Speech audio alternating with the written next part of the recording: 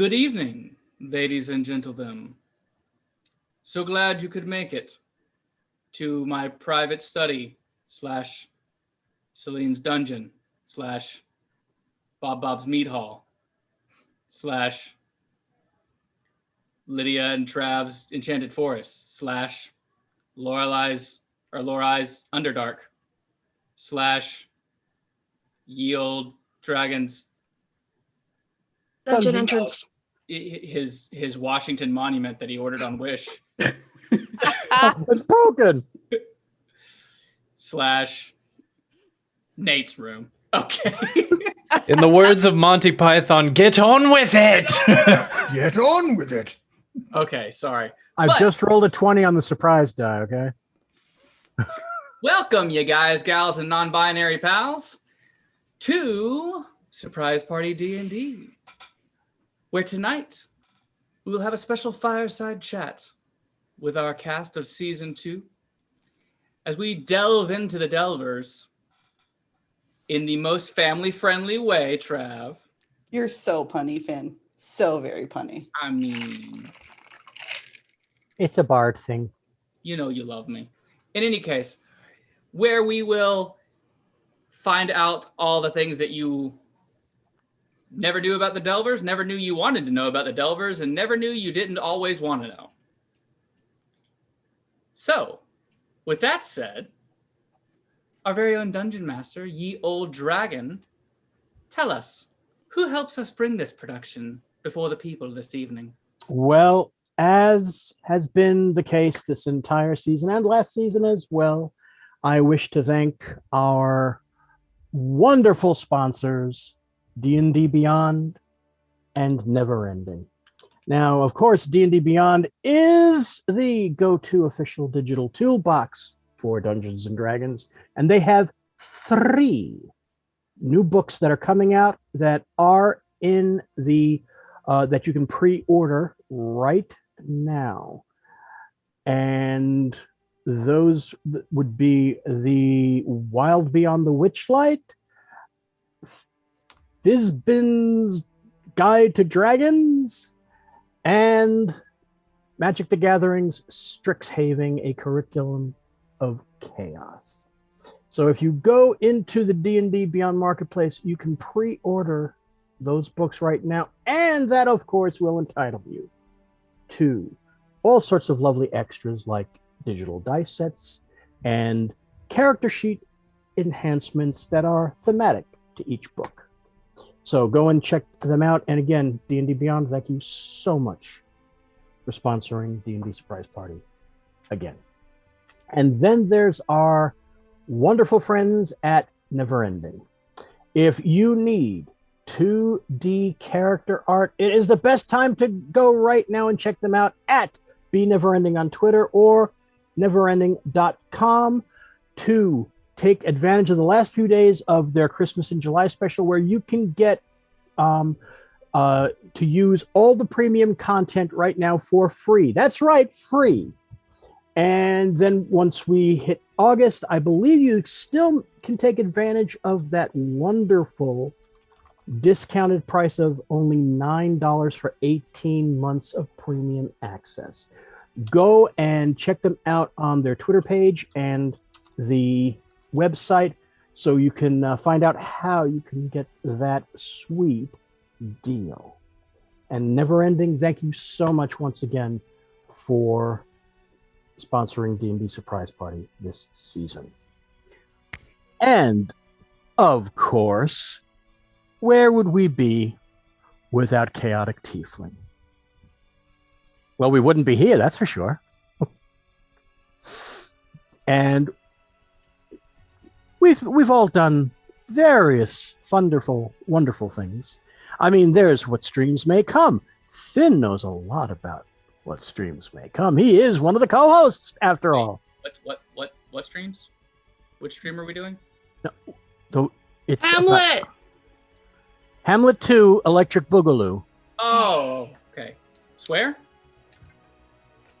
You swear? Yeah. Swear. Swear? Swear. Swear. Swears all the time. I swear all the time. I'm like a sailor. Swear to me. All right.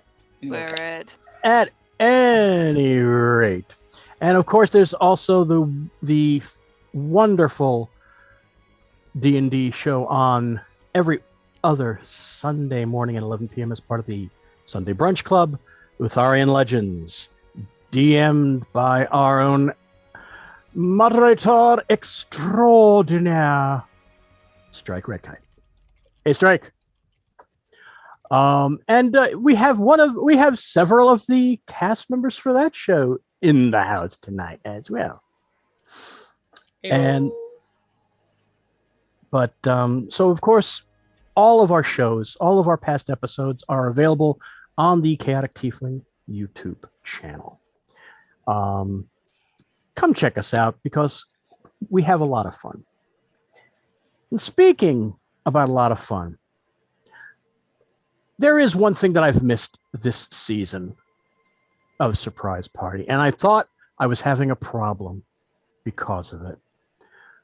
Because, let's face it, they're in a TeePublic commercial for Draconic Verses like a Finnegan Archer TeePublic commercial.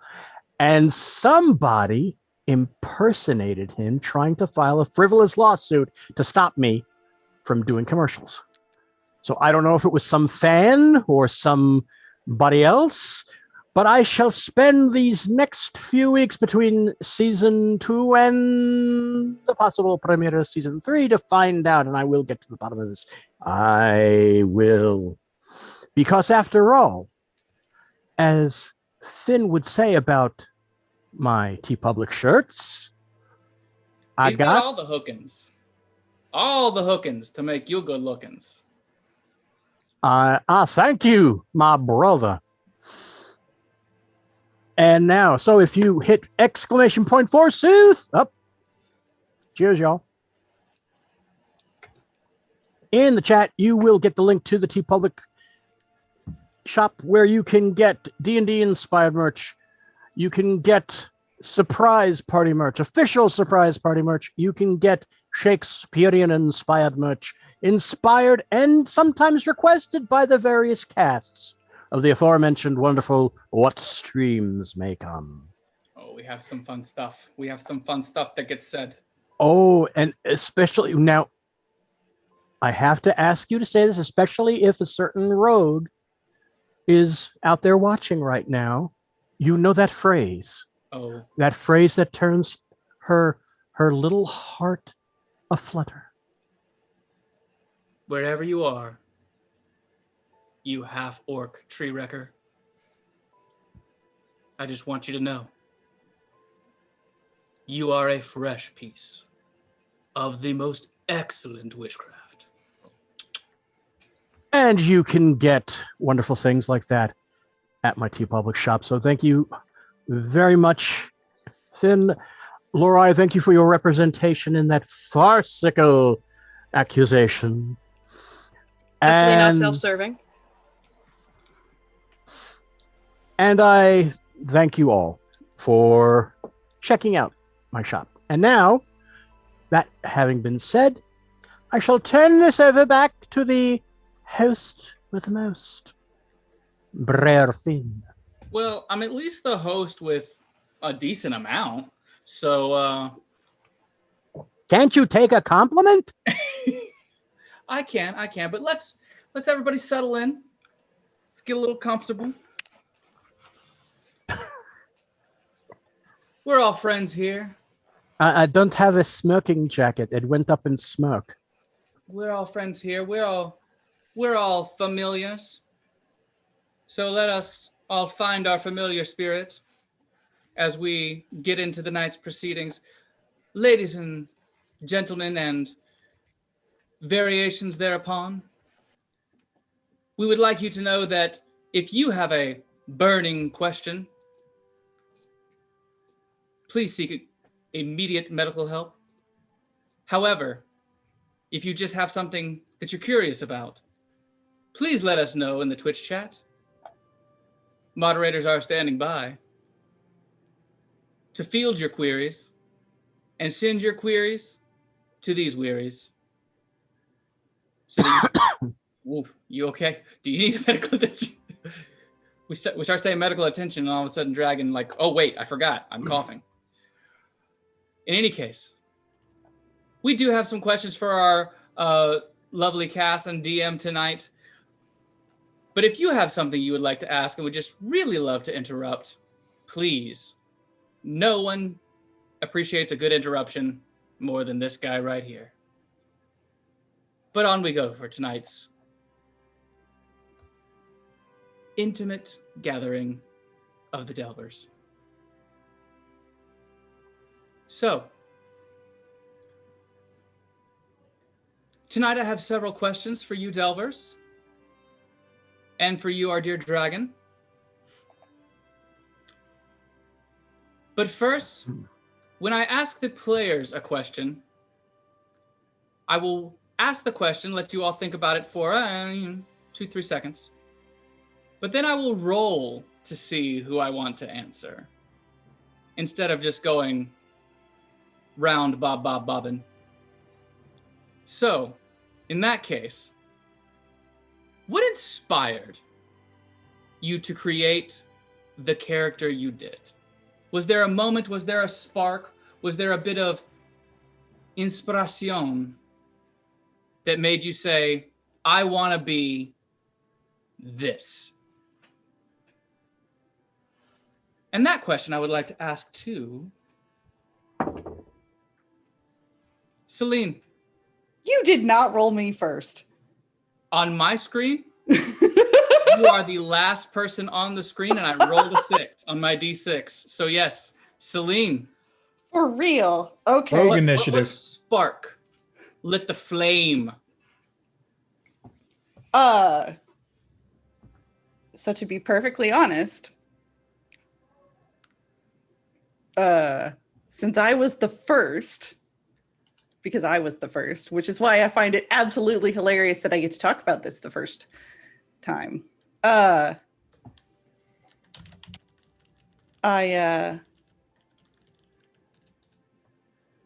wanted to, no, Trav, you don't have to be honest. I'm going to be honest. I wanted to create a character that I knew, at least mechanically, was going to be able to do, be that, jack of all trades kind of character that no matter what everybody else created, my character was going to fit. Which is how I ended up with, the combination that I did. As far as personality goes, that just kind of, I don't know. It just felt like her, if that makes any sense. I'm kind of method. I LARPed for a long time. So sometimes you just create the character and then you go, oh, based on all of this is how they would act. So yeah, that's kind of where I came from. Sometimes you create a character and sometimes you meet them in your own head. And sometimes they create you. Wow. Oh, bruh. That's deep. I know, right? But what if? But what if? All right, I loved that we got to put Celine on the spot first.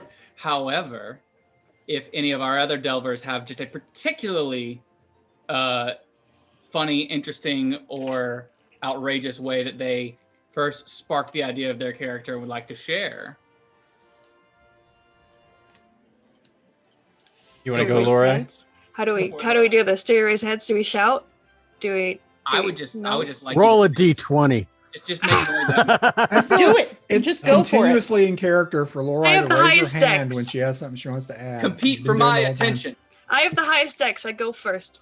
Go for it. So I got to go last. Celine got to go first, which means I had the luxury of knowing a lot about everyone else, but also knowing a lot of things I could not choose. So basically I had 3 ideas already, gimmicky things I wanted to do, written down, kind of in the initial conversation with Dragon and reading the lore, and all of them got thrown away the second I heard anything about the other characters because there was already a wizard that was already kind of studious. There was already like someone into archaeology and history. And I was like, well, shoot, I don't want to play a bard again. I always play bards. And then I played a bard. Because, I was like, I could make this interesting. I could make my bardic craft map making because we don't have a map maker yet. And basically, Race was like, I could do this or this or this, but that's already been done. And then Dragon told me about his servitors, and I saw his face get like all excited, and I was like, yeah, no, that's it. I have to do it now. I have to. His face is excited, and it is interesting, and he gets to build his lore. So Yeah. basically, my character was born from enthusiasm and improvisation, and the fact that I thought I could do a decent robot voice. And you did. And you did not disappoint. Anytime you can try to be anything robotic or pull out any kind of Warforge, and for no other reason than getting to talk about what's in your chest compartment, I feel like it was a win. I feel like we all profited off of your Warforged servitor magnificent glory. We knew from the first episode that the compartments were going to be something that would draw you right in. Yep. I didn't see it as like a dirty joke until the first session happened and people laughed, and I was like, wait a minute. Oh. And the first thing anybody said was, "Oh, Finn's gonna love that one." I was summoned. True. Like you were invoked. I was invoked at that moment, and I felt like, man, do I like? Is this the reputation? Like, as soon as anyone on Chaotic Tiefling hears a dirty joke, they're like, "Oh, go get Finn right now." Mm-hmm. Yes. I like it. But yes, thank you for the chest compartment. That was always good fun. Glad that came out of your character decisions. Me too. And the things that came out of it. And the things that came out of your character decisions were, beneficial as well. Don't get too handy with the compartments, though. The compartments can be handy, but don't get too handy. In any case. Handsy. Handsy. Don't get handsy with the compartments. The handy compartments. Anyways. Handily put. This joke is going too far. Can I go next? Please. Okay. Oh, yeah. We'll just palm it off to you. Yeah. Okay. Thanks. And the head has been cast. Oh, my God. So I believe, Dragon, correct me if I'm wrong, but I believe I went second to last in terms of character creation. No, you went third to last. You were actually player 4. 4? Okay. Yeah. So by the time it got to me, there were just enough people left to make me nervous that we didn't have a cleric yet. And I did not want to play a surprise campaign without a cleric. But I'm sorry, Laura. I'm sorry I took that from you. No, you didn't take anything from me. You did perfectly. Go. Okay. It just made me nervous that nobody had made a cleric yet, and I didn't want us all to die in the first session. So I made a cleric.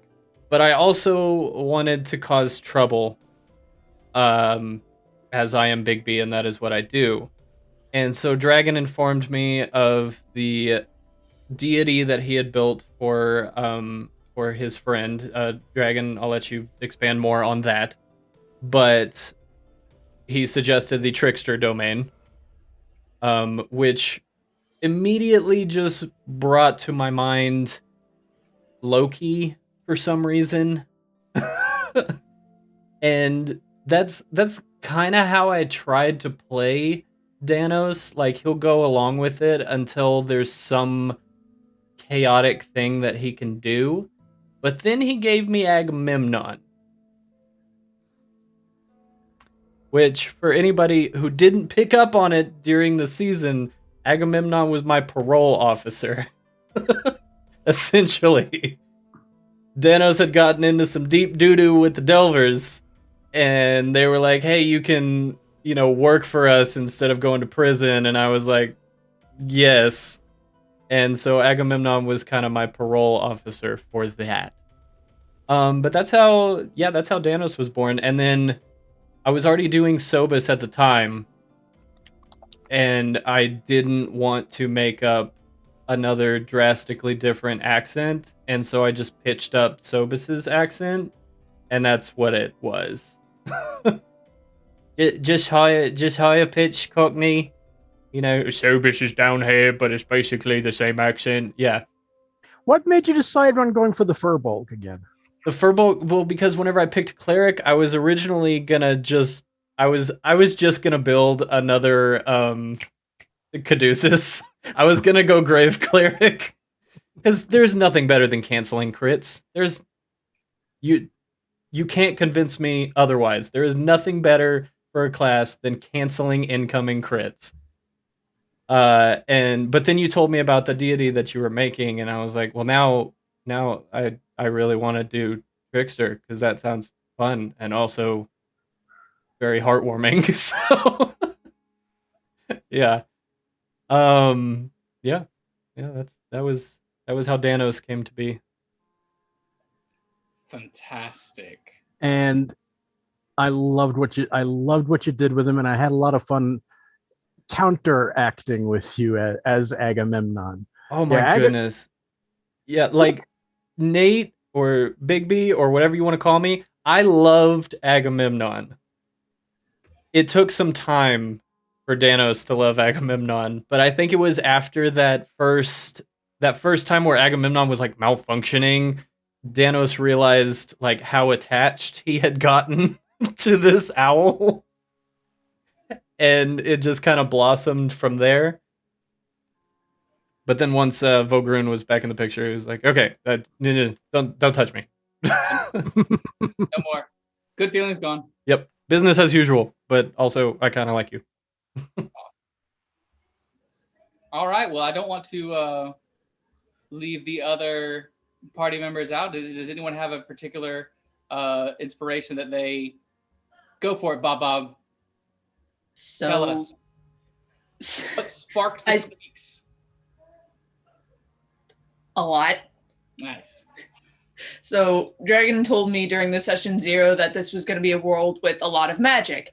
I am a contrarian, so I automatically went, all right, we're going barbarian. Martial class. And so I started out as barbarian, and then I realized rabbit folk was a thing, thanks to Dragon.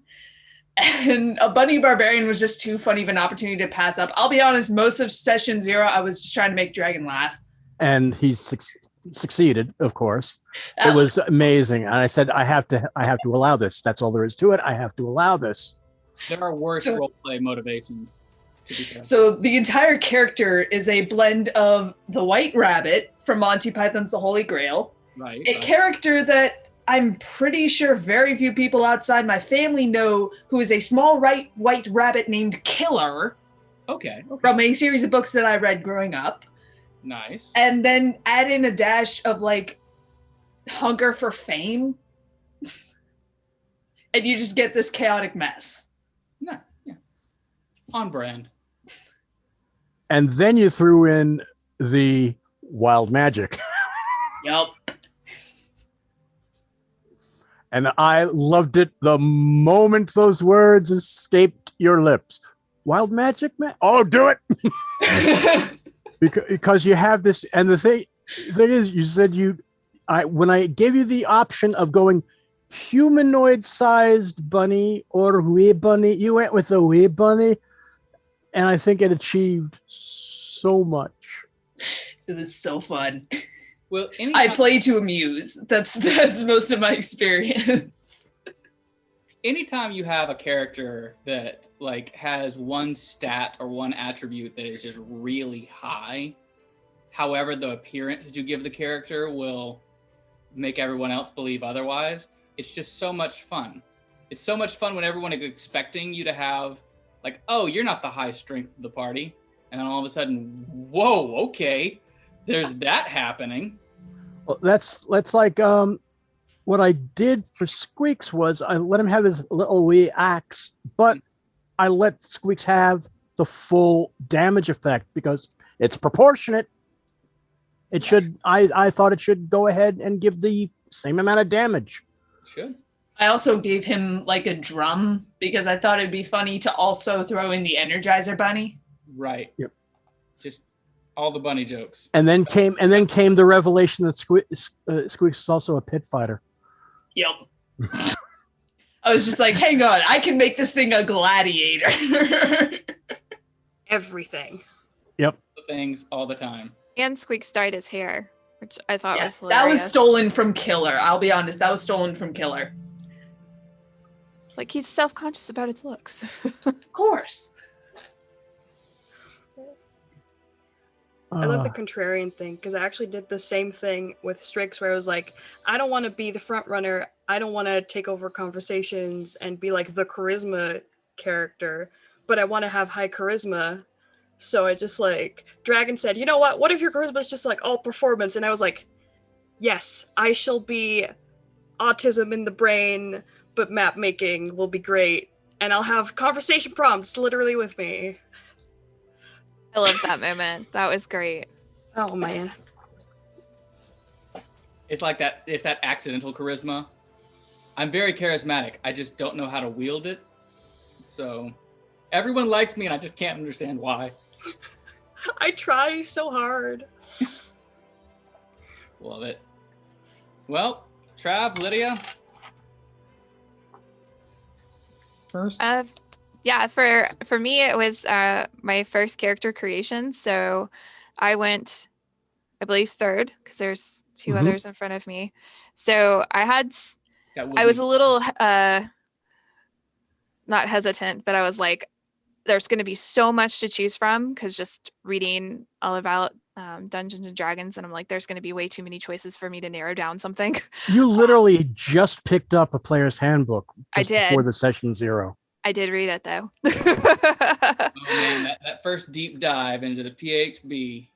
Yeah. And so I had a pretty good idea of the classes and races just from listening and watching podcasts and streams and whatnot. So I had a vague idea of what I would be interested in doing. But I also wanted to do something that was a little bit different than what I normally do for games like that I play. I usually, with like different RPG games, I'm usually kind of the one that fights like hand-to-hand combat, not so much magic. And so I wanted to try to do something a little bit different, but I also don't want to go too far out where it was out of my realm of knowledge. And so I thought the Paladin was a really good mix because I had some kind of magical things that I could do, but still could wield a double axe and two-handed axe and knock heads off of people. So as far as the choice for Leonin, I think that came about when we were in session 0 and Dragon was telling a little bit about his lore and some of the characters, and I think you were talking about like a lion character that you had or a lion race, and I was like, light bulb went out. I was like, oh, that would be really cool. Love cats. That would be awesome. Would love to play something. And lion is just like so kind of like what's the word I'm looking for? Ferocious and like really strong and you got to use the roar. I got to use the roar. Like, yes, that was awesome. You bullied those manticores. Yes. With a roar. Like the Leonin Paladin like gives me big King Richard from Robin Hood. Oh yes. Robin Hood. I have an outlaw friend-in-law. Yes. I kind of had that idea in mind. I just I thought it was a really cool combination. So well, and it's awesome that it was your first character because I think when any of us who have been around D&D for a while hear cat person, we instantly just go to Tabaxi. We're just like, oh yeah, Tabaxi, do that. Yeah. Speaking of that, I think it was up until you told like a little bit of your backstory. If it was explicitly said, I missed it. But for like most of the campaign, I thought she was a Tabaxi. See, this is what I'm talking about. Yeah. That's what I'm talking about. You get these established D&D players, and they see a cat person. They go, "Oh, Tabaxi, I know your whole deal." And the Leonin just like says, "Nope, forget everything you just know. You just decided. Yeah. I'm gonna do some different." Yeah, the Leonin was actually a lot closer to the cat race that I had created for this setting all those years ago. And I said, well, it's already there. Might as well use it. Yeah, I was trying to rationalize in my brain why like a small tabaxi was a paladin. But then I realized she was a Leonin. And I was like, that makes much more sense. Yeah, a lion almost as tall as the Furbolg. Yeah. You're trying to rationalize why a small tabaxi would be a paladin, but the 2-foot tall rabbit folk barbarian was no question, right? No, that was I said very first session, I was like, this bunny must live. Yes. Squeaks became precious cargo on the very first session to Danos. If Squeaks dies, we riot. Exactly. Lightly armored, frontline fighting. Also, this is kind of a segue, and nobody really asked this question, but I wanted to say this. So, towards the end of the campaign, Danos had a conversation with Squeaks, and I said, I have something for you if it gets to that point. So, just to prove how much Danos was invested in the bunny living, I prepared the spell Warding Bond. And I was prepared to cast it on Squeaks and die for Squeaks. No! If things had gone seriously south, Danos would have totally done it. That would have scarred that bunny with attachment issues for life. Yeah. This bunny already has attachment issues. Yeah, that's what he was referring to. As witnessed by like leaping at Corbin upon the return. Save the rodent. Save him. The bunny must live. All right. I have to be honest. I am super, super curious what the inspiration for Southus was. And I've been waiting. And Trav, you have to tell us. Biding his time. Okay. All right. Oh no, Trev's signal went out. Oh no. Well, I can't. Tunnel. Don't you do that to me. What? I can't hear you. You're too far away. Sorry, I was coming to you from my car phone. Old. Okay, so the session 0, when it eventually comes out, I had session number 2, I think, of those. Yes. I came in with 3 ideas. Take it back. I came in with 2 ideas for characters that I thought would go based on the lore dump that we got prior to game. So we knew something coming into this about Hercune because we kind of needed to be able to make characters that made any sense. So I came in with 2 characters that I thought would fit, but then I've always got this third character. I have had for years now this third character that I figured I'd never get to play because of the character arc involved in him. The concept was what happens in a world with healing magic when someone just has a terminal illness and the clerics do nothing. What would you do if you had a very studious, angry child losing their family member how would that affect that person? What would they do? What would they be driven to try and accomplish because of that? The idea that that person would lose faith in the gods completely in a world where they exist. You can't question they exist. Right. Occasionally they show up. Yeah. You can't question they're there, but that doesn't mean you got any faith in them. Right. Despite that, knowledge ruins faith is the claim, of course. And what would they be driven to do? And in his case, I figured, well, understanding the body from the angle of a physician, but with the addition of actual arcane magic to do something, and the limitations that D&D puts, for instance, on arcane healing. There's a little bit, but it's mostly a separation of powers thing for game balance as much as anything. But narratively, what does that do? So the only thing that you could really do to get to fall down that hole is necromancy. So what happens with a necromancer who does not really desire power so much as the power to prevent death?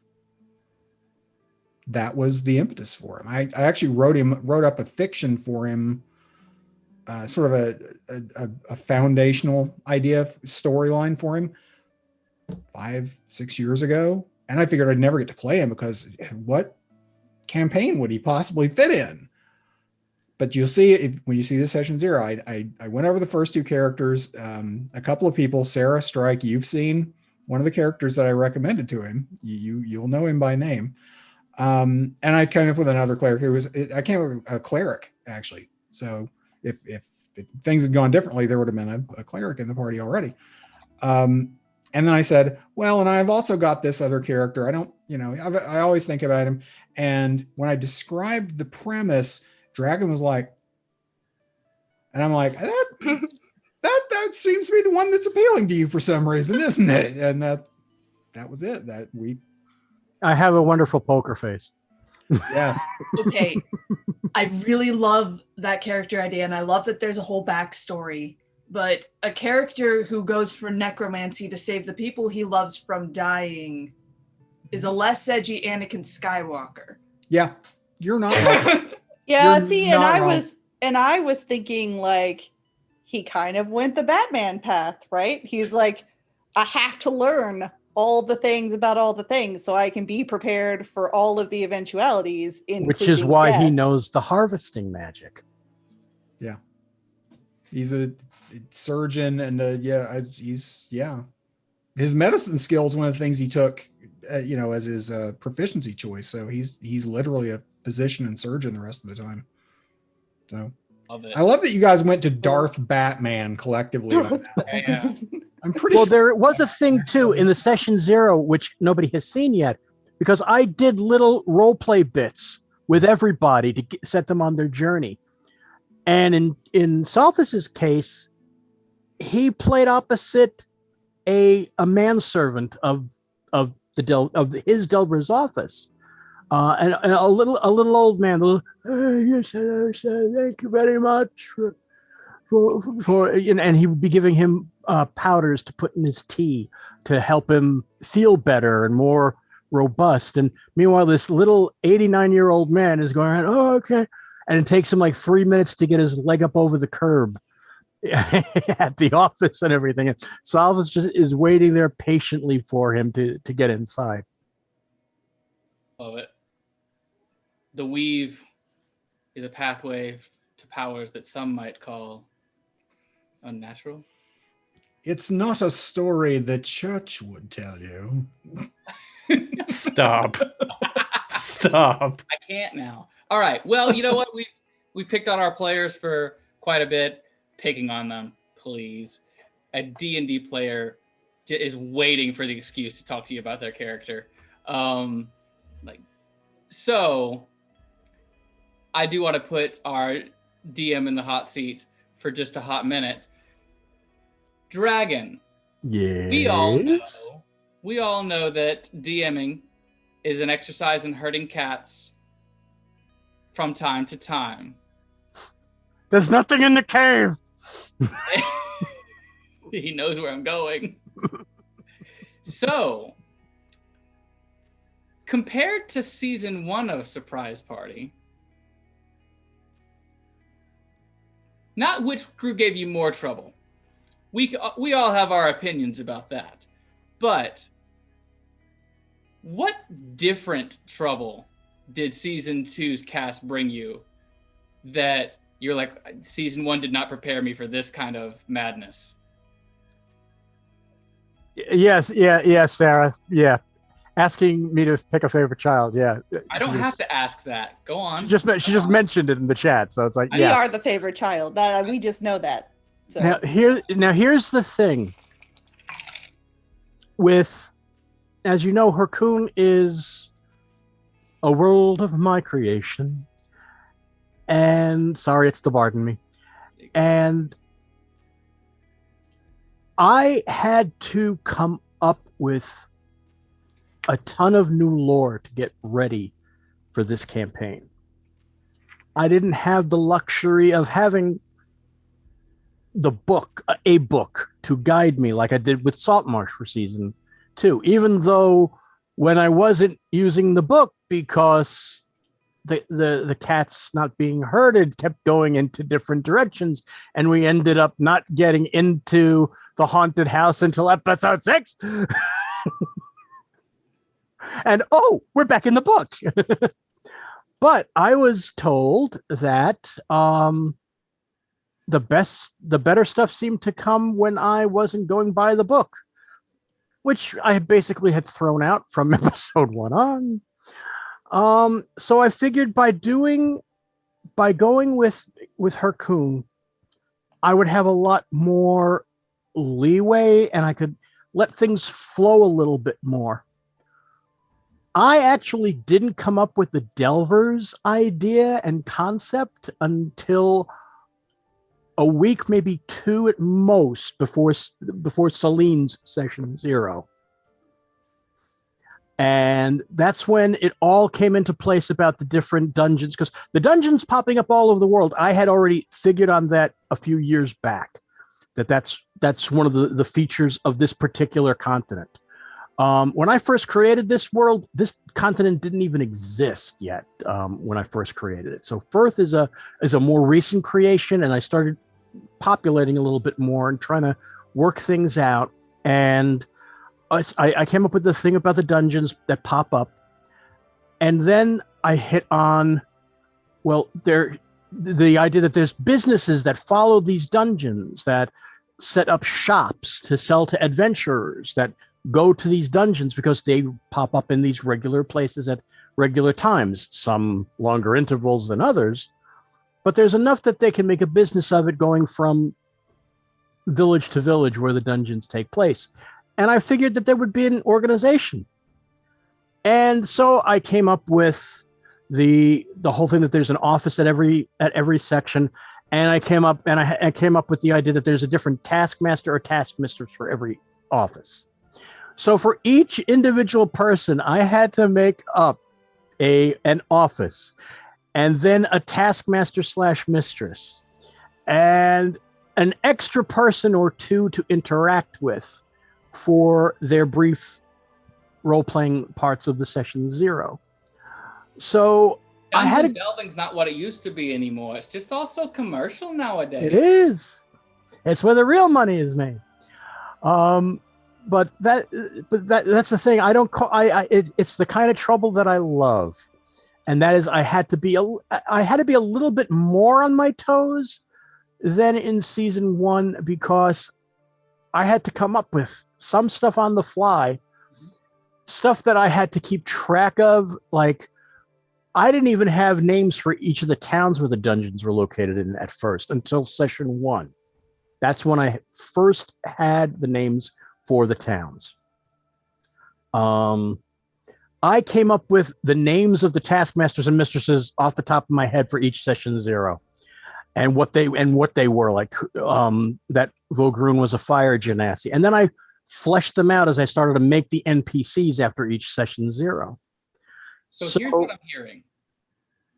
I'm hearing you put the first herd in a pen. It spent your whole time mending the fences, and you put your second herd in an open field and had to keep chasing them. Yep. I went from one extreme to the other. I mean, it is what it is. But I loved every minute of both. Aww. And I wouldn't change a damn thing. And the real treasure was the friends you made along the way. And 3 platinum bars. And 3 platinum bars. Guys, the real loot from all the dungeons are the friends we delved along the way. Oh my god. I have a question for Dragon. Yes. Do it. Was the thing in the water indeed a froghemoth? I must know. We talked about that right after that session. Did we? Bigby had to go. Nate had to leave right away. Okay. Yes, actually, it would have been a froghemoth in the water. Got it. Second And- question. Okay. What the heck was going on with that dragon statue? And or the air elemental statue? Okay. The air elemental statue would have smashed any gem that had been placed there and would have summoned a medium level air elemental. But the problem is, it would have destroyed whatever gem was placed in its hand. Wait a minute. That's just a very expensive air elemental vending machine. Yeah. Good Yeah. thing I didn't put my gem in Insert there. gem. This is the thing. Her gem is a unique item. Everyone was saying, do it. Lydia, That's- just know, I didn't- had Agamemnon not been in this campaign, everyone would be a lot more upset with Danos right now. Yep. Destroyed my precious gem. All right. But if I can get back to Danos for a second and the god that he mentioned, that would be Min, the trickster god of debauchery. I based Min, I took the name from a character that a friend of mine used to use, who passed away a few years ago from cancer. And he never met a dirty joke he didn't like. But he had a heart of gold. He would give you the shirt off of his back and the rest of the drawer if you needed it. He'd give you his shirt and drawers? Yes, The whole and actually drawer of shirts. he would actually appreciate that humor very much. And the way that I talked like him as Min was pretty much the same way. And one of his biggest things was, first of all, he was a huge Jarlaxle fan. And in our LARP group, he was kind of along the lines of Jarlaxle. And he always had to have the biggest cavalier hat in the group. And at one particular convention that we were doing demos at, I had a rather large cavalier hat at the time. And he said, "Your Majesty, this cannot do." I said, "What's the matter?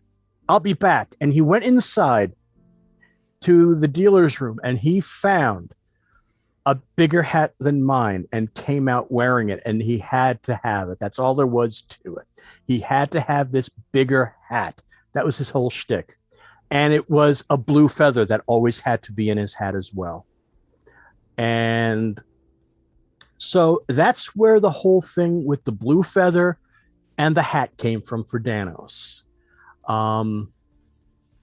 And the sheer talking like with the whole with the boyo, because that's how he called you. He called you boyo. Let me put it this way: when I would say hello to him, the first words out of my mouth would be, "How are you, you magnificent bastard?" Yes. Those are and I think that was pretty much all you gave me about Min. And that was really all you needed to give me about Min was blue feather, cavalier hat, boyo, mischief god. Got it. we're good. Yep. And it worked great. And when you gave that toot of thanks, Oh yeah. that was perfect. I know Ray would have appreciated it. I know Min appreciated it, and that's why he let your hat grow a little bit. Mm-hmm. Oh, I got so close to having that hat actually fit. I like to think that we started the campaign and it was like yarmulke size Yeah, on pretty his much. head. Oh my gosh, it's great. And then eventually it was like if I push real hard, then it'll just kind of stretch around my head. Did you ever see Steve Martin in Parenthood when he's doing the cowboy party for his kids, and he has the little tiny cowboy head on his head? That's basically what it looks like on Danos. Love it. Love it. Okay. Well, let's go back to the party real fast. What is the most purposeful party forming decision you've made? Like, we all know it. Anyone who's ever played a role-playing game knows that there's that one moment where you think, I know exactly what to do in this moment. There's other moments we know have no clue what to do, but we all know that feeling of, oh, I know what I'm going to do today. What was that one moment during this campaign where you went, oh, I know what I'm going to do with this situation? Does it have to be a party forming moment? I mean, well, we'll say any character moment. Normally, these are party forming moments because it turns into something that either, bonds you or disgusts another party member with you. But I want to hear from Larai. What was that one moment that you went, oh yeah, this is happening? I actually have two, but they're both pretty short. The first was at the very beginning of session 1, when basically everyone heard that my character wasn't introduced with the others. I was brought in later, and then I was introduced as someone who had a higher station within Delvers than the rest. And I could immediately feel everyone be like, oh yeah, in character, be like, oh yeah, okay, sure, yeah, okay, so you're the manager they're gonna send with us, the babysitter. And I immediately knew that was not what my character wanted, and also definitely not what I wanted as an energy. So on that day, all I did was I also literally said it, but go you guys can all make your own decisions. I'm just here to do my job, but I'm not your boss. You can basically do what you want. Making it very clear that I wasn't above them.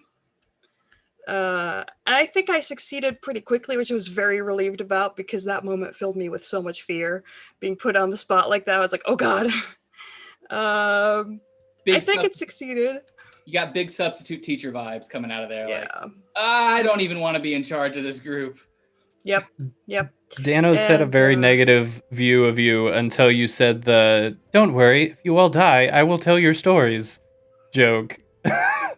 Oh, that was that. Yeah, that's the clip. In character, that was not a joke. Yeah, totally. The deadpan delivery killed me. Absolutely killed me, and I'm glad it got clipped. Me too. It was great. I love that everyone laughed at that. And also the second one, I guess, was talking to Agamemnon about emotions. That was something that I hadn't planned, but then when I realized that I was alone with Agamemnon and I could just do that, go talk to him about self-awareness and emotions, which got pretty deep, and I got some unexpected answers. That was a big shift in the direction my character started thinking in, because before that moment I was just I'm a robot. I was programmed to be this way. And after that, definitely not. Agamemnon, so will I dream? And then it just went oh wait, everyone stop everything. Sentience has been attained. We need self-awareness has been reached. Every moment after that was basically an existential crisis. Agamemnon said, well, you're a sentient being, aren't you? Click. I love it. What? Yeah, that was exactly Stop what making happened. me think about my own existence. Because he's not. He is not. He is very much a clockwork.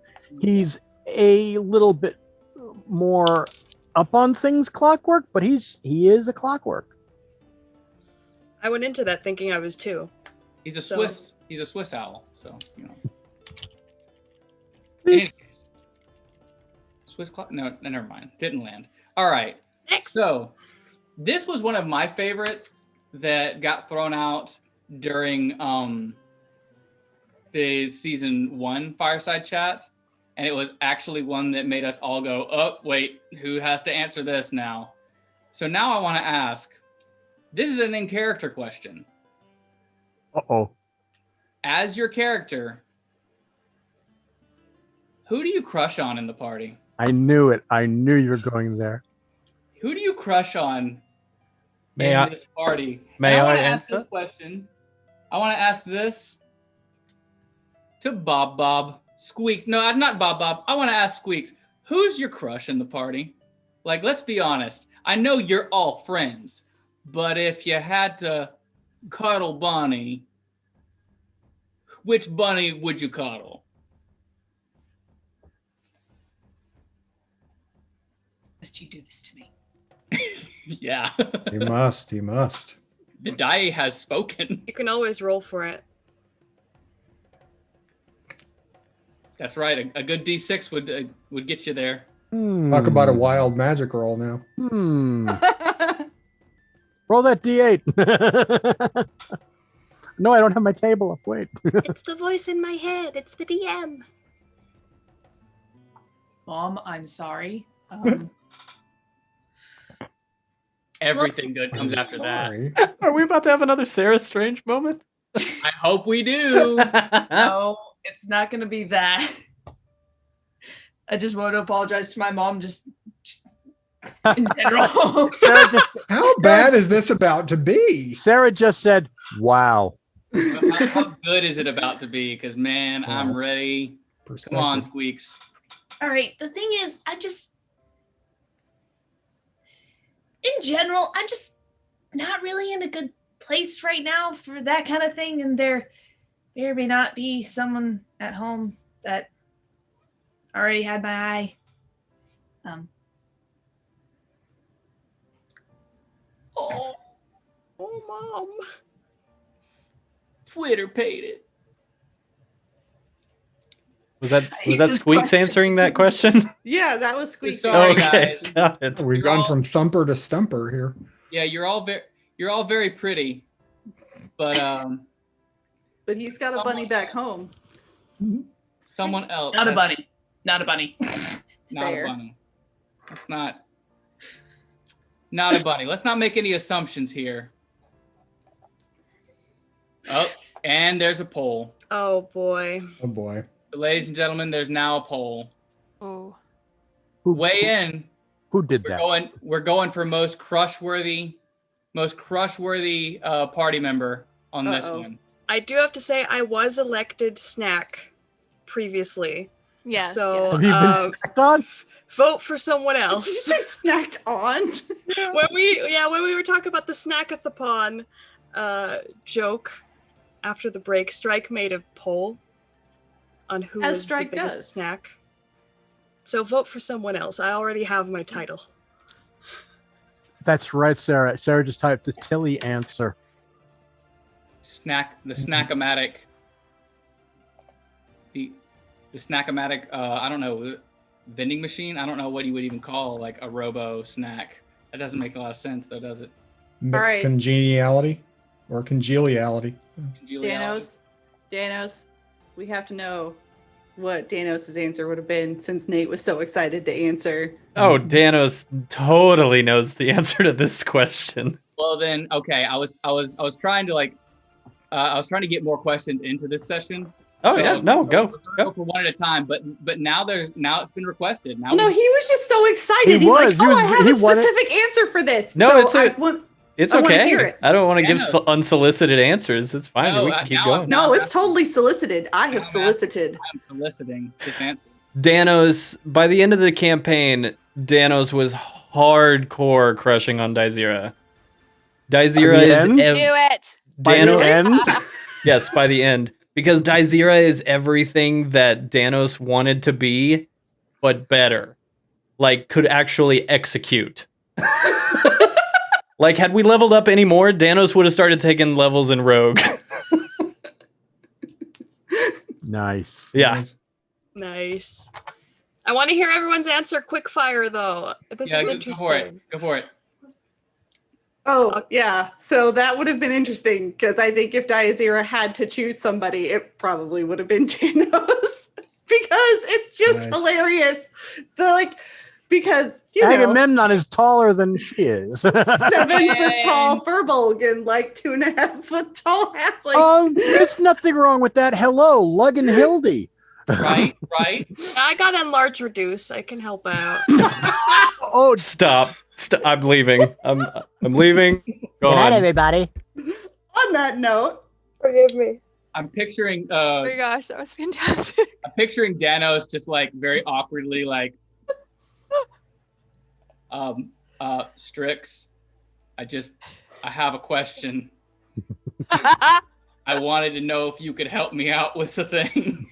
Of course. Yeah. Why not? Oh man. Oh, all right. Your wing servitor. All right, real fast. Southus. Have no time for such trivial. Stop asking me ridiculous questions. Southus, confirmed ace. Love it. Moving right along. Demetra, who makes you purr?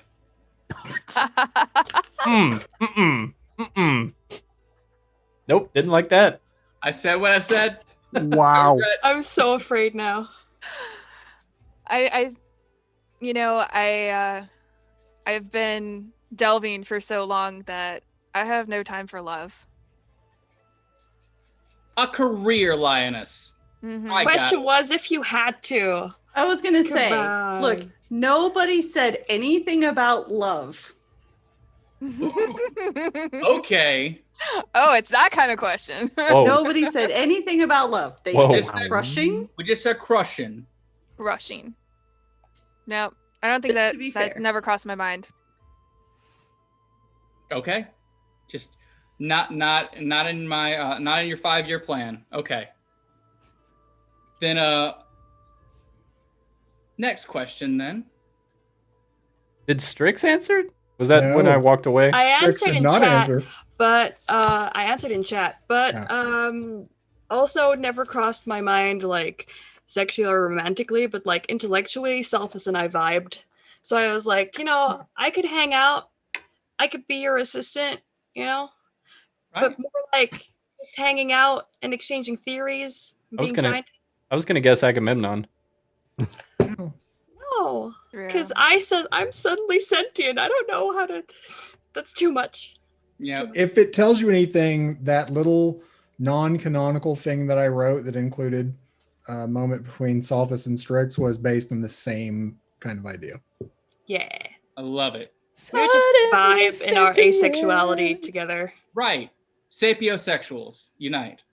There we go. Yeah, I don't think Demetra would trust anybody enough to actually crush on them.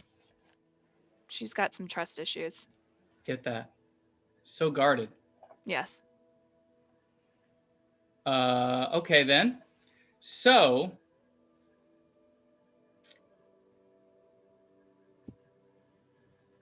That's yeah, hilarious. I'm gonna go with that one. Sarah goes, season 1, Tangled Web of Crushes, and ace and useless winged people crushing on everyone. Season 2, one pair, everyone else is focused on work. Oh, yeah.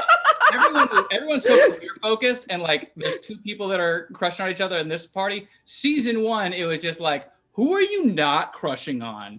Because everyone's characters just loved all the other characters, and the Fellfire 5 is like, party of Fellfire 5. It was crazy. A Gordanian knot. Was. Okay, so if we made an anime adaptation of the Delvers, Oh my. what archetype would your character be? And if you need help with anime, you can like phone a friend to see like among the party, because I know we've got some weeds up in here. So what anime character archetype would your character be? Trav. Oh God. Oh, I know one right off the bat, and I'll Or if give you that just up. know, or if you just know a character from anime that fits the bill, like I can think of a few. One comes immediately to mind from Full Metal Alchemist. The one he's one of the secondary character alchemists. He's got the slicked back hair and the glasses, and he's very serious all the time. And I cannot for the life of me remember his name, but him comes immediately to mind. What were you thinking, Dragon? Not the one that makes the chimera. no, I haven't done much FMA, so Dragon, which It's one were you thinking? I was thinking about, and I'm blanking on the name now, but it's in Welcome to Demon School Iruma-kun, the teacher in all black. Deep cut. Wow. Okay. that's a big throwback. Yeah. I like it. Fair enough. Okay. The one that came to my mind for Salthus was, I don't know if anybody's ever seen Outlaw Star, Yes. Yeah. the doctor that built Melfina. Oh God, I haven't thought of that. in a Straight while. up and down Southis. I grew Wow. up on some Toonami. That Okay, Yeah. well, I can see that. Yeah, good cut. nice. Okay, so what was the biggest challenge for you in quote unquote finding your place in this party? We all have been in a party that like didn't seem to gel together, or you end up fighting during every session. I see that face, Nate. Some people play games where they fight all the time. Some people are called Nate and Finn. Have you But- seen UL? Yeah. But there's always these challenges where you're like, man, the tension and the discord is getting strong here. What was your biggest challenge to find that harmony? Celine. Oh What was your man. what was your biggest challenge in those moments where you're like, I don't know how I fit into the dynamic? Well, I think the biggest challenge for me is so Daizira's mom was one of the taskmistresses, right? Mm-hmm. And there's a whole lot of like mistrust between her and her mother because of, oh, well, I know that these guys don't tell me everything. I know that these guys keep secrets from me. Like, oh yeah, they're going to pretend to be your friend, but everything else. And then the first thing that happens is a servitor shows up in the party with a higher rank than me. And it's like, oh, and now we've got a spy. Oh, that's great. That's wonderful. And so there was a lot of like internal struggle for her because she's like, it's not really like the servitor's fault, but a whole lot of mistrust, right? Yeah, it's like, I don't hate you. You are just a very inconvenient presence to me. Well, right? and that was one of the things, like I warned people up front. I was like, look, Daizira is a very off-putting person. Like she's not like, I like you all. You guys are all fine. But Daizira, however, has very strong opinions on things. And so don't take anything she does as any sort of opinion of Celine's opinion on you at all. Right. But there was a lot of tension between Strix and Daizira, and it was just rough. It was rough. No, Zira and Squeaks also had a fight about something similar because Squeaks actually, trusts the taskmasters and Daizira very much does not. Oh yeah. That was fun. It's like, look, my mother's one of those people, and like, yeah, well, this person's not your mother. Fair. We don't have to agree. If I can ask you a quick question about your mother, what was your internal response, your actual response to when I said that she comes running up and hugs you? Oh, the same response. Like it was literally like, oh, why are you touching me? Right? It was not like, it was like, oh yeah, of course you're gonna put on the show. Like you really give a crap that I'm home. Right? Like And then she lets you have it with the secret. yeah. And then she's like, oh yeah, by the way, I'm from another dimension. And that's where you got your mark from. And it's like, yeah. That cemented such a theory about what the dungeons do and even are for me. That just But that tension was also so one way because I was working so hard to make it like that everyone got along and loved each other, and you were just like, I'm angry, and I was just, I in character did not understand. Like out of character, I knew what it was about, kind of like like your character's inside voice struggling, but in character, I was just like, why do you hate me? What did I do wrong? Oh my god, how do I change it? Right. And it was like, as soon as we got into the Wrathlands, right? Strix was like, no, there's no reason to freak out. We should just everybody pull it together. And I'm like, look, some of us have feelings and we're going to have to deal with those. So everybody deal with what you're going to do, stow your crap and let's go. So I just heard, too, responses to tension just now. Big threat, must kill, must fight this emotional threat right now. And then Strix is just Control Z, Control Z, Control Z. Like abort. Yeah, like I almost need like a mine just went off in left field. I need to see a Warforged that like speaks in keyboard shortcuts. Like doesn't say same. Like when somebody's like, oh yeah, I love it. They're like Control C. Control C, Control V. :3. Smaller than 3. Less than 3. Yeah. All right, guys, it's getting late. Time to Control Alt Delete. But anyways, Let me alt tab. Must enter hibernate mode. As soon as they get down, it's just Alt F4. And of course, they need to get the hell away from something. Escape, escape, escape. Escape. I don't know what I'm thinking right now. Control Alt Delete. The big cause of tension for Danos was Agamemnon. I did not realize how much of a monkey wrench Agamemnon would be for the character that I built as Danos. Session 1, I was like, oh, I have to rethink so many things. This is not going to work. Well, the thing is, he was given to Danos as his parole officer for this particular mission. Because for the first thing is that he would be representing his home office in the high office, and they hadn't been told the details about, what they'd be able to keep per se or anything. And knowing Danos's proclivities, wanted to make sure that didn't embarrass or bring shame to the officer. That's why he sent along the parole officer.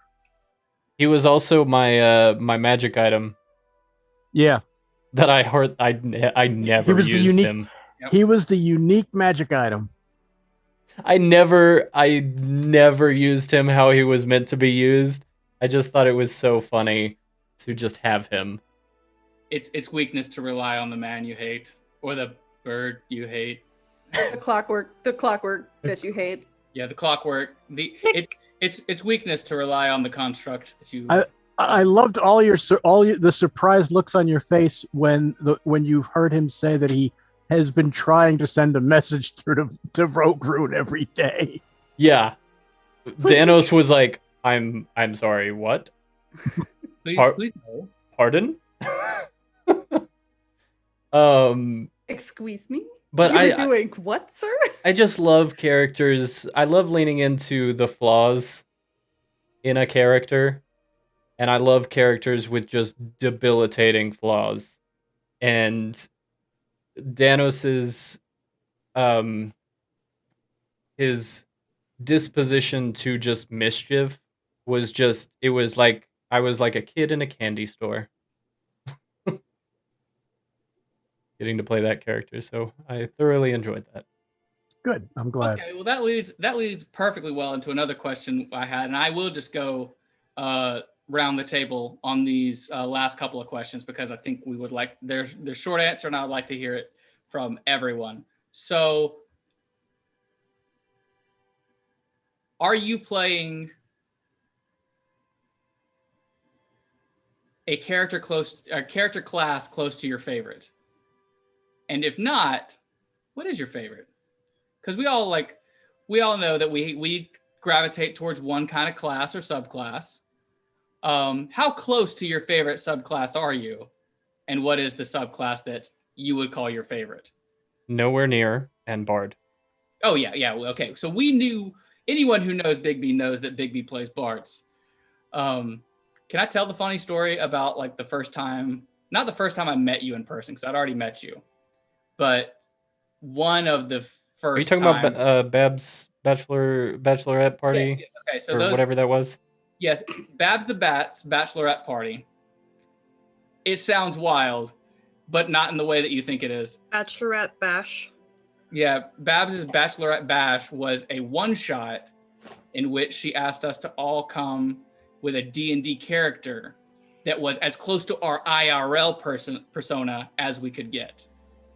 Like down to the numbered stats. Down to the numbered stats. Bigby and I showed up just with the same character. I think the only thing different were the spells we chose. Mm-hmm. Yeah. We both showed up as lore bards. We both showed up as changeling lore bards. And like our stats were all the same. Like it was a little, and That's like, a little creepy. well, because we did it in D&D Beyond, so we didn't see what everybody else was doing until like I think Babs was just on her end. The campaign, the one shot, by the way, was to rescue Dustin, so he would be back in time for the wedding. It was adorable. It was hilarious. It was chaotic. We loved it. But I think Babs on her side, as the dungeon master, was looking at it and went, "Did they really? Did they just?" I think they did. I wasn't surprised. I already knew you were the same. Yeah. Well, this is Babs like having told us for a very long time. I think you guys are just the same. Yep. I don't know what you're doing with life, but two sides of the same coin. Anyways, let's hear from everybody else. All right, let's go for everybody else. Sorry, that was just a good one. That was a good. I know you went far from your bard life. Mhm. How close are you to playing your fave, Trav? Very. Yeah, I actually got that kind of energy off of you. I was like, oh man, he's like enjoying it too much. Just being the witty, like, not that you in real life are condescending in a malicious way, but I was like, man, I feel like Trav is just like, my kindness is the only thing holding me from cutting you right now. And there was like, a time in my life when that maliciousness was something I enjoyed, and I regret a lot of it. And I do everything I can to not be that person anymore. yeah, but here is the time to be like, yes, I'm smarter than you, and here's why. And I was like, oh man, Trav is that guy that just he knows. He always knows the answer. He always knows the comeback. And I was Naughty witty wizard. a lot of wizard energy off of Trav. If Sobus dies, get ready for another Salthus. Hey. I kind of want to see that without Sobus dying. Sobus is the squeaks of that campaign. You guys cannot let him die. Protect him at all costs. The big teddy the best. bear, like, trust me, that is very true. Sobus is the squeaks of our time. Actually, Anyways, him, moving on. Lonus, Sorry. him, Lonus. Anyway, Bob. Is it normally Bob Barbarian, or what do you tend to do? I have no faith in my intelligence or my actual skill in this game. And all I ever really want is to be useful. So I usually just go for whatever I think can deal damage. So it is sometimes barbarian, sometimes it's more paladin. I found a lot of, Sarah can attest actually, I found a lot of success with a rogue assassin and just using the traits well to deal a lot of damage, which was fun. Monk had some success. I still haven't quite settled on like an actual favorite, but I usually just go for damage. Something smacky. Like, yeah. I just want to hit things and make them hurt. I don't know what else to do. I have no faith in my ability to play anything else. Mama Strange, I love you. And I think of you every day that I see Bob and Sarah's shenanigans. I just think of that. I just think of that long-suffering woman. Long-suffering? Excuse you. She joins in. True. I didn't say how she survived. I just... Come to the Chaotic Tiefling Discord and see how the Stranges are slowly taking over. Or play Among Us with them. Everywhere. You don't want to know how many NPCs in my current campaign were made by Mama Strange in chat. Right. All right. Well, this question actually becomes a very different question for Lydia. Lydia, this was your first character. Yes. Are you in love with paladins, or are you walking away going, I think I might want to try something different next time? I mean, part of me is like, I want to try something different because I want to learn all the classes. Right. But I could talk about characters, from other games that I've been drawn to typically have been rogues and also warlocks or barbarians. So I would love to try one of those next. But I'm kind of with Bob in the sense like I think Paladin was like a safe class to start with because I didn't need to know too much about the mechanics of magic or how to deliver things. I know I asked a bunch of questions, but when it came to magical things, but I wanted to be useful during this campaign. So I think if Barbarian hadn't already been chosen, I probably would have like gone that route too. So I think for this campaign and this a Leonin Barbarian that would have been awesome. Would have been something else. Wasn't I after you? I don't think that was. Yes. Or was it? Because that wasn't an. You came. Yeah. No. Bob came like 2 after you. Then why didn't I choose Barbarian? I can't remember. There was a reason. I think we talked about it. You said you wanted to also do some magic before. Yeah. Maybe that's why. I think that's why I settled with the Paladin. So we were talking about a couple of different possibilities, and you said you kind of liked the idea of the little bit of the healing and the boosting of from the smites and everything. Once I talked a little bit more about them, and you seem to take more to the Paladin. Yeah, I think once I play more and I become more familiar with spells and spell casting and things like that, I'm probably going to gravitate towards that type of class. You want a little bit more magic in your life? Yeah. But as far as like role playing and enjoy and character building, rogues are so much fun.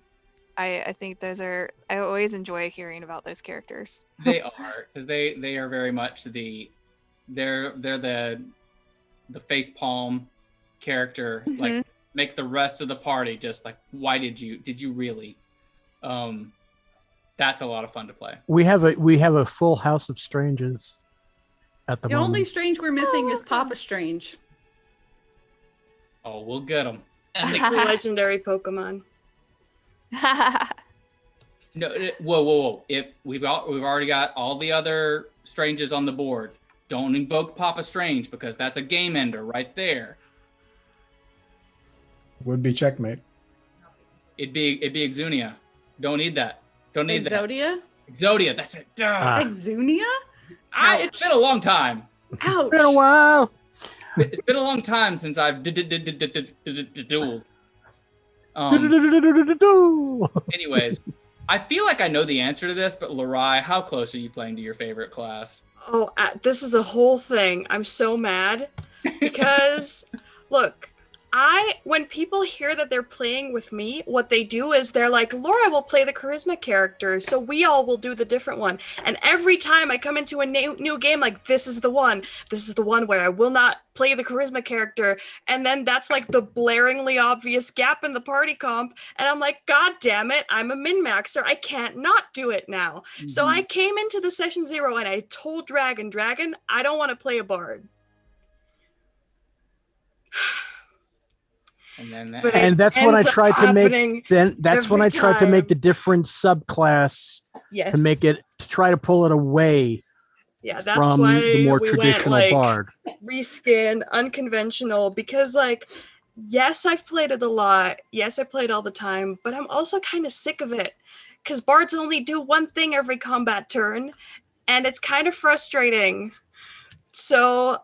And warlocks have the same problem, and sorcerers kind of do, but I don't understand them yet, and it didn't fit with this campaign, and we already had, like, that kind of role, so it was just like, it is close to what I usually play, but it's not who I want to be anymore. Right, okay, this is like, it's the, I hate that I'm so good at this. Why do I have to be so good at this? Why do I have to be cursed with this talent? No, that's not what I meant at all. I know. I'm playing with you. I'm playing with you. But okay, Bob, we good? Are you good, buddy? We lost a Bob. Are you okay? Like I just saw him just fell drop out of the chair, laughing. I literally dropped. Not even the internet dropped. Right? I'm sitting on a stool. It is It does not have a back. It is not completely level. There is a lamp right behind me. It's you have entirely stable. You have made choices today.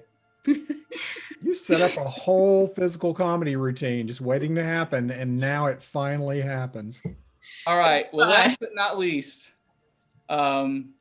Celine, how close are you to playing your? Oh, I'm totally not. Okay. Totally not. What do you like to play then? Celine is a warlock. Nice. I'm a warlock. I am. I've got like most of the characters that I play are super social, but I'm not bard social. Got it. I'm not bard charismatic. Yeah, no, I'm a warlock. The choice between warlock and bard is: would you rather be loved or feared?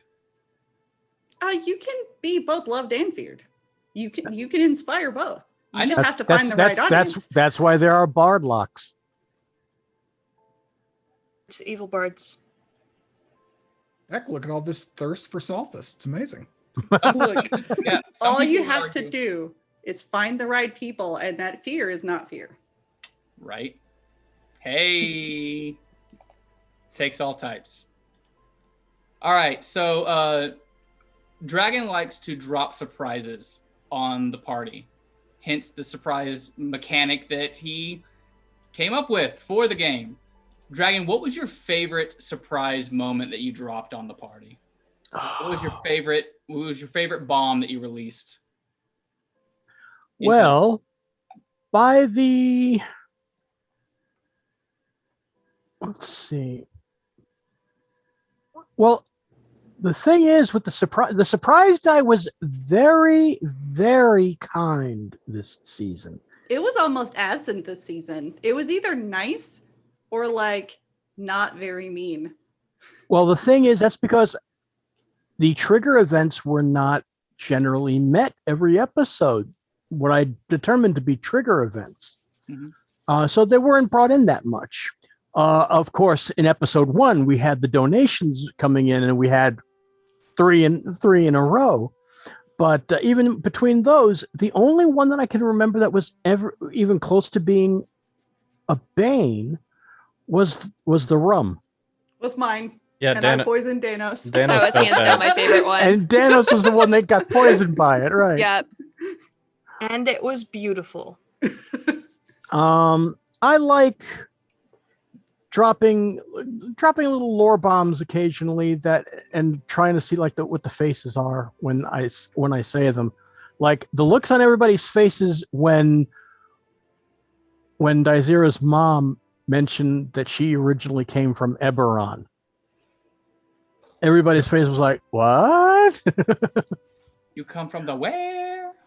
Or that also there was a lot of surprise on everybody's face when Agamemnon started laying eggs and coughing up scrolls. Yeah. That was Dude, great. the confusion, the panic, the just general conflict in Danos's mind and Bigby's. Yeah. I was like, what is happening right now? Well, Clockwork equal egg. I don't get it. yeah, I can definitely say when Daizira's mom was like, "Oh yeah, by the way, I'm from another dimension." Like Daizira just went, "I literally just came back from the Wrathlands through a freaking dungeon that traveled through space. Like this is not the time to be dropping this on me. I'm just going to keep pulling stuff out of my bag and just pretend like you didn't say anything." You had 18 years to tell me, Mom, and Like, my this first is- summer home from college. This is Yeah. what I get. The reason, but the thing is, in this moment, she's not usually a person that is overcome with emotion, but at this moment she was, because she honestly did not know if she was ever going to see her daughter again. And stuff just started coming out. And that's when she let that out, because about the whole thing about going to different places and everything with the going back and forth, and it triggered the memory in her mind when she found herself on her coon. All right. Well, guys, I think we have but time enough for one last question this evening. Well, actually, it's only 8:30, but I would like to ask the party, do they have any questions about anything that happened along the way? I want to know what the flying thing was in the Rathlands. The flying thing is something I would like to keep under my hat. That's not fair. It is not. It was not a wyvern. I will tell you that right now. This is why I can't ask any questions, because I know every question I have is going to be met with, oh, maybe we'll see one day, or maybe it'll come up later, or maybe we'll play again, or maybe you'll find out. Can you tell us if it was reptilian or avian in nature? Yes. That's not an answer. Will you? we asked two That things. was a yes to both. Oh. Yes. Was it laden or unladen? You know what? Was it African or European? Mhm. It Birds or was. dinosaurs? Rathlandian. It was a chaotic creation. It is what one might call a small level catastrophe monster that I just put in there specifically to Herd the cats? try to herd the cats a little bit and try to give a little bit of a moment of panic and try to just get you to move along a little bit. So Danos sometimes you definitely have did to, panic. Oh crap! as Danos Danos anime looked it the as opposite way. Oh yeah. as Danos just He ninja totally runs. Naruto ran. Oh Right. yeah. I'm genuinely kind of mad that it didn't actually attack us and we didn't have a chance to fight, because I was going to have that be a moment where Squeaks genuinely showed fear for once. Well, let's put it this way. You thought it looked pretty big from where you could see it. You thought it was actually a little bit further away than you thought. That's how big the thing is. And with Thanos maxing out at 24 hit points, he was not about that life. Yeah. We're About that talking. end of life. So, all right. So there was that. So anybody else have any questions that you want to pose about? Go ahead. When is a dragon not a dragon? That confused me. Like, the dragon statue was not a dragon. That's because Ignis is a dick. Son of a... That's all it was. He knew Southus would be one of the next people to go into that dungeon on their shift, and he left something just to fuck with them. Love it. I did the mirror break. Oh, the mirror. Oh yeah. The mirror broke because it could not take speaking in that tongue. Why? Because I rolled a saving throw for a magic item, and I rolled a natural 1. Okay. I thought that language was abyssal the whole time. Yes, I know you did. I've got a question that we need to run the table with. Just run the whole table on this one because Mama Strange wants to know. At the end of season 2, you're walking away from this adventure. Who's your pen pal? Who do you keep in touch with? Your character. That's a great question. Which character Thanos. do you keep in touch with? You're all going home from summer camp, from Delver camp. Who do you promise to be friends forever? I'll write you every week. Okay, here's the thing. He fully intended on going wherever Daizero was going. However, keeping in touch with would likely be Squeaks.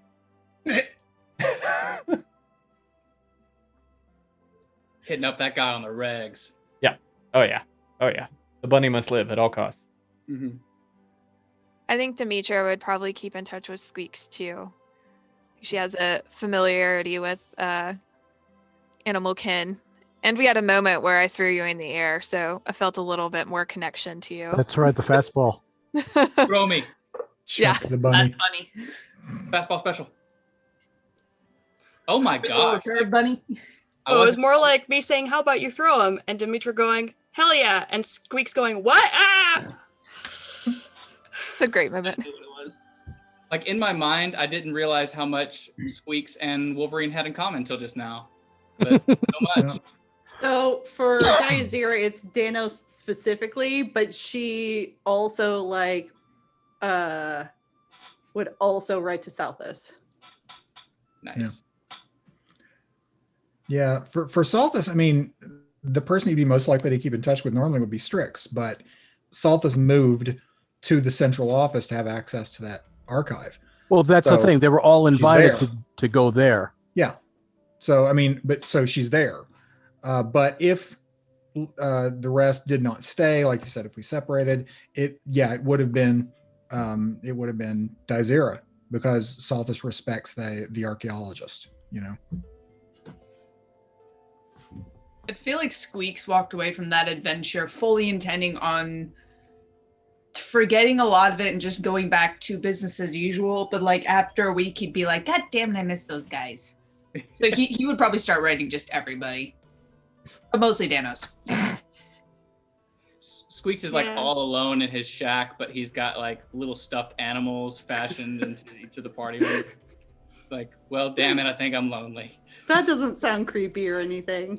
Not Mine even. would have probably been either Danos or Diazira, because both of them would have appreciated it the least, but maybe needed a friend the most, like an impartial friend to just vent to, that doesn't care about, like, that won't judge them for anything.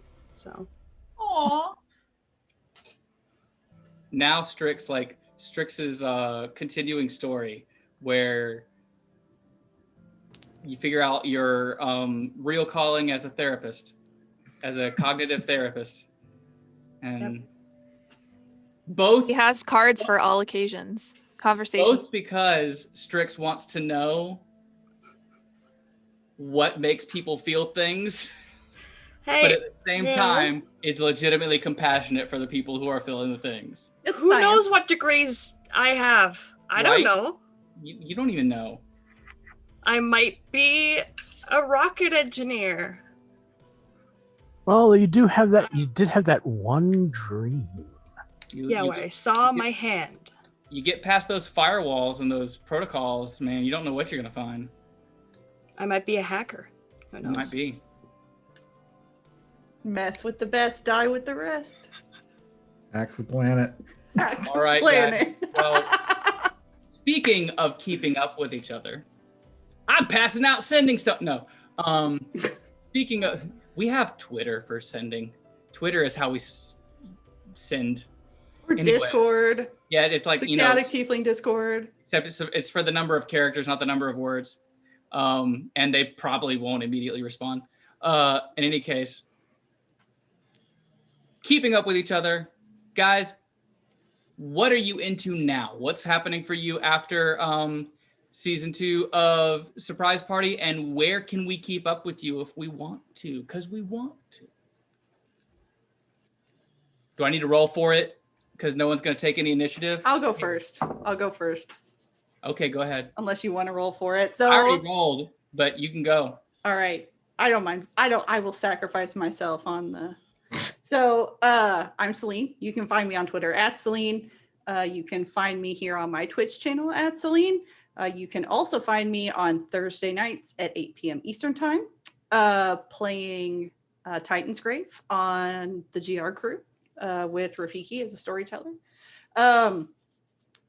You can find me streaming with Big B on Saturdays and otherwise lurking around the internets.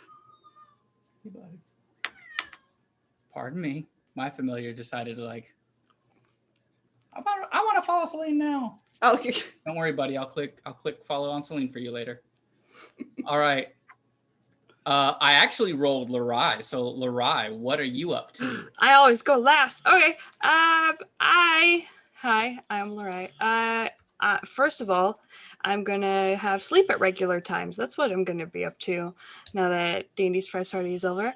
I stream on my own channel at chaoticlawful_inc. Probably gonna start picking up again soon. We still have our sort of regular, because it's also summer and people, have plans and things. D&D streams over there on Saturday. Well, evenings for me, afternoons for most of you. Which is 2 p.m. EST. So whatever that is for the rest of y'all. We do Candlekeep Mysteries, which I've set in Exandria. So if you like mysteries, if you like absolute freaking chaos, you might see some familiar faces there. We have a bunch of guests coming in and out per one shot. That's the main thing I'm doing right now. I'm also going to get back to my Resident Evil playthrough because I promised during CLPB week that I would play through a horror game, and well, now I kind of have to. So I'm going to do that. Totally not afraid. Are you playing Village? Yes. Nice. And otherwise, Power Wash Simulator, all the good stuff. I do Friday streaming, so probably gonna get back into it soon. Otherwise, I don't know. You see me around. Don't follow me on Twitter if you don't like random tweets and shit posts, because I don't know, my brain is mush right now and my Twitter is too. Oh, but that's exactly what I'm there for. Well, that's perfect then. This time next week, you're not going to be able to sleep. You're going to miss all this. You're not going to be able to sleep. You're gonna wake up at your Thursday morning. I work next Thursday, so I actually have to get up at 8 a.m. It's now 3 a.m. So. Oof. Sorry in advance. No, it's fine. It'll be fine. All right. Hopefully. I'm gonna keep rolling because I just like rolling now. All right. Trav, where can we find you? Twitter at TW Farlam. It's in the chat. The link is finally fixed. Yeah, I noticed that it's not .com anymore. Coom. Watch for that. It'll be a month, maybe two, admittedly, but something's probably going to happen with my YouTube. There will be a little something I'm planning. Beyond that, I'm actually not doing that much. So if you want to see me do more things, I don't know what to tell you. Just tell people you want to see me do more things. Try not to drown in office supplies. Just invite. Thanks so much. You're very welcome. By the way, I knew that you and my wife would get on like a freaking house on fire. I just did not realize it was going to be an Office Max on fire. What did you think was... Okay. I literally thought it was going to be an Office Max on fire. So it's... So many reams. Up in smoke. All right. Don't talk about the flaming reams. Don't talk about the flaming reams. What's up for you? What's next, Bob? I'm too good at hiding. You won't find me. This is the way the Bob ends. Not with a bang, but with a thumbs up. Oh, woof. Okay. Mildly threatening yet interesting. That was amazing. I love it. Keep them guessing, my dude. All right. Okay. You don't find Bob. Bob finds you. Basically how it goes. Bob has a particular set of skills. He will find you. Bob's the win, baby. And he will entertain you. Lydia, what's next for Lydia?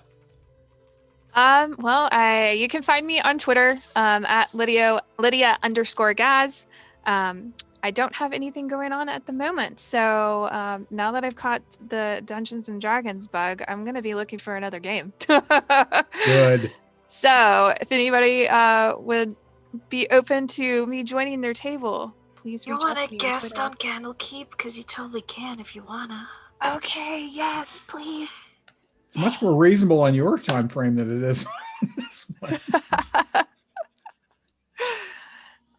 But yeah, that's where you can find me. All right, Nate. I rolled a D6. I halved a D10. I did a D4, halved a D6, and then flipped a coin. Finally, it's you, my dude. You were the only one that wasn't picked by all of my roles up till now. So what are you doing next? Okay, cool. Yes, I am Big B's Hand. You can find me on Twitter at Big B's Hand. You can also find me on Twitch at Big B's _hand. Now that I have my Wednesdays back, I will likely start streaming every Wednesday and Saturday. Saturday is Survival Saturday with Celine. This Saturday, however, is Spooky Saturday. Is it Spooky Saturday this Saturday? Yes, because it is the last Saturday of the month. Oh, okay. What are we going to spook? I haven't decided yet. I still have a couple days. But yeah, you can find me there. You can also find me on Utharian Legends every other Sunday here on Chaotic Tiefling. You can also find me in different Rock Punch videos over at Rock Punch ATL on their YouTube channel, as I am now employed by them. I think that's it. Yeah. Okay. Nate doesn't know what he's doing for Spooky Saturday, so since he said I don't know on stream, I get to call him out. Head over to Big B's Hands Discord and spam it with whatever scary games you want to make Big B spook his pants. Go for it. Go do it. Oh, so Celine already has an idea. Hashtag spoopy pants. Anyways. Hashtag scare Big B. I don't handle scary things well. That is why Spooky Saturday is particularly a once a month thing, because that's all my sanity can handle. I'm his comfort blanket. Yes. Selena's my security blanket. My thunder buddy. I've told my boyfriend I'll only stream Resident Evil if he sits next to me, and he's also scared. So we'll just be doing this too. I was thinking Resident Evil, but we'll see. We'll see what happens. It's worse than I thought. Oh joy. Anyways, that's all from me. Move on.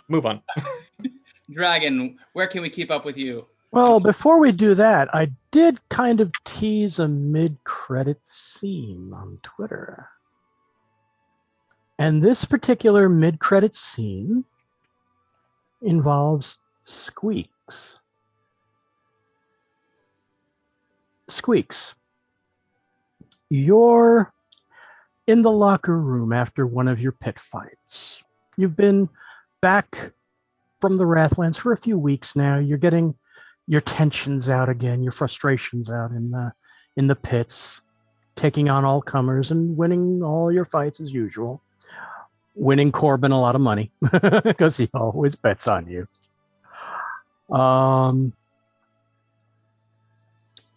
And you hear a voice coming up in back of you as you're cleaning up, getting ready.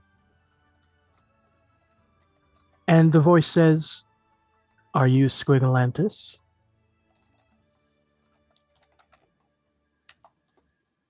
No one calls me that. But yeah. You turn around and face them? No. I'm just going to stand there like an angsty teen. I bring you greetings from Lord Oberon. I'm to bring you home. Do you turn now? Yeah, and I punch him in the face. Well, just wait, because what you see before you is a rather tall, winged person with green skin, large green bat wings, antlers like an elk, and yellow cat eyes. My name is Selmathe, and I'm here to bring you home. And that's where I'm ending it tonight. She was in the other campaign. Yep. I was just typing in the Zoom chat as we started. What is this? What is happening? What is happening? Called it with the Fae Forest background. So there's the mid credit scene that I promised. We'll see what happens from here though, won't we? All right. But hey, I have to drop a little bit of something because it's a surprise party after all. You gotta give them a little something. And I have again been blessed to be the dungeon master for Surprise Party.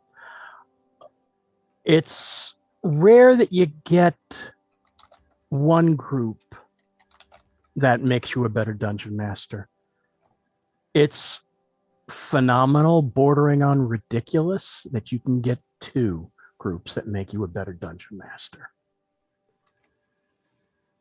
And especially with this one, I mean, in season 1, I upped my game considerably. It had been the first time in more than 15 years since I ran anything. And with this one being in my world, it made it so much more special because you helped me. And I've said this the last few weeks, you've helped me dig up so much and make so much of this world. And you kept me on my toes. You kept my creative processes going. And I can't thank you folks enough for that. I really can't. And I really hope that we'll be able to play these characters again at some point in the near future. And as I said, remember, you are going to level up again. So now as for the future of Surprise Party, we have to wait and see what's going on, because we're going to leave it as a bit of a surprise as to when and where it will be back and what will its final form be. But I will say this, it will be different than either of the previous 2 seasons again. I will send out some feelers at some point in the near future and let everybody know when they can start inquiring. And we'll have to just wait and see what happens, won't we? Because things is happening at Chaotic Tiefling. Lots of things, lots of mysterious things, lots of surprises.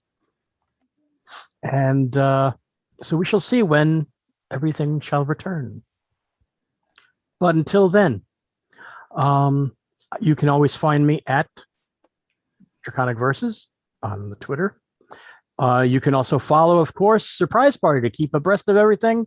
You can follow it at Twitter at D&D Surprise Party. Know you.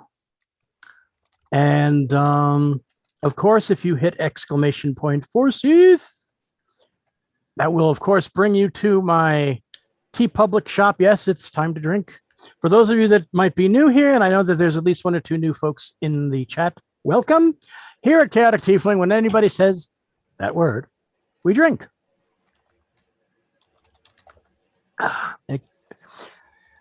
But so you can find Shakespeare-inspired merch, inspired and in some points requested by our casts of What Streams May Come. You can find official D&D Surprise Party merch, and you can find other D&D and pop culture inspired merch as well. And again, I wish to thank from the bottom of this old reptilian heart, I want to thank all my players again for being along with me on this deranged ride of an experiment. And I want to thank Babs, of course, for putting up with this old knucklehead. Thank you to Big B for running tech for us this season. Thank you, Finn, for hosting this tonight. And thank you to D&D Beyond and Never Ending for sponsoring us once again. And thank you, dear audience, for tuning in and running along with us. But for now, it's time to pack up the surprises. Time to put away the surprise die for a little while. And I don't really have anything else going on. So if you want a cranky old dragon that, well, bards on Maine,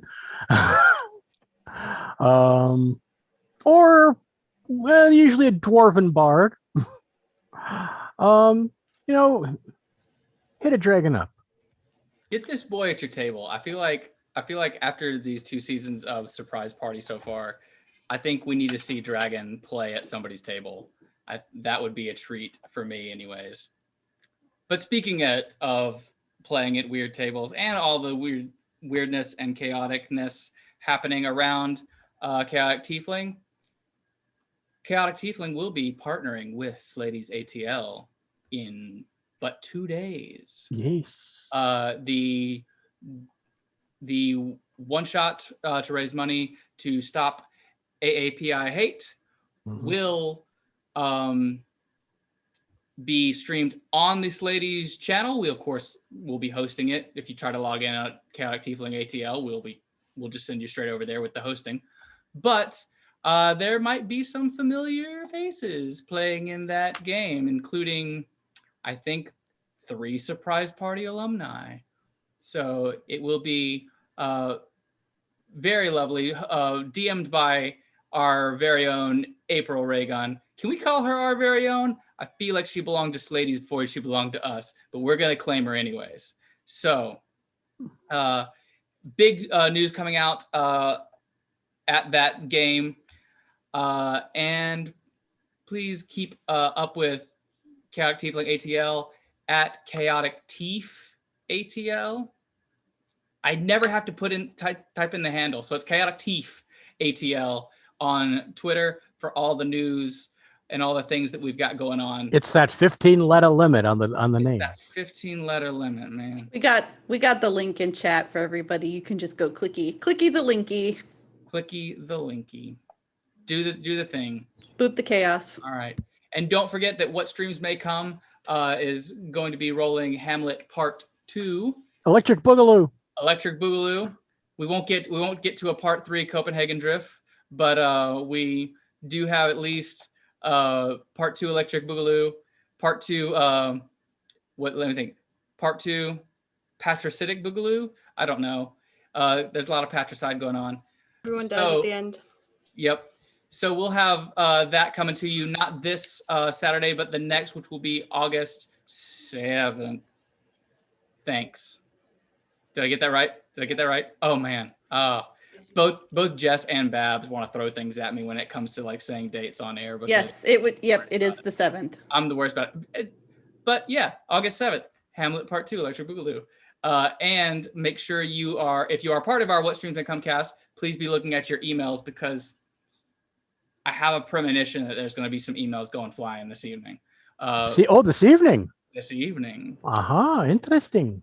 So if you ever want to play with us at Chaotic Tiefling ATL, we'd love to have you. We like building a community of fun-loving creatives that do good and uplifting things and produce good and uplifting shows and events. So please, would you join us on Discord? The safest space you're going to find. We do. Expertly curated. Yes. Lovingly cultivated. We protect our own and welcome more. So join us there. And if you want to catch up with me, because I don't know, I'm a thing. A good thing, a great thing. You can find me at Bloodhaven Bard on Twitter, where I say weird things when I get the notion, and let you know whenever I'm going to be appearing on this or that or the other. But some of this, some of that. Little this, little of that, some of this thing. We dance, we kiss, we schmooze, we go home happy. But guys, thank you for being a part of Surprise Party. Thank you for coming out and hearing from our panel tonight. We are going to be raiding Persephoroth. So if you want to stick around and raid a amazing creator. I gotta say it though. What do you gotta say? I gotta say the thing.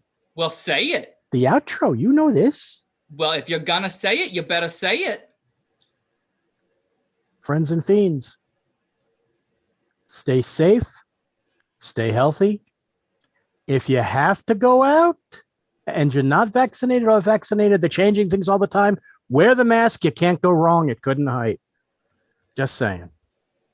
But in any case, take care of yourself, and take care of each other. And at some point, we'll see you on some other Wednesday. And now, thank you again, Finn. Shall we raid? And now for something Completely different. different. Huzzah! Good night, everybody. Thank you. Bye.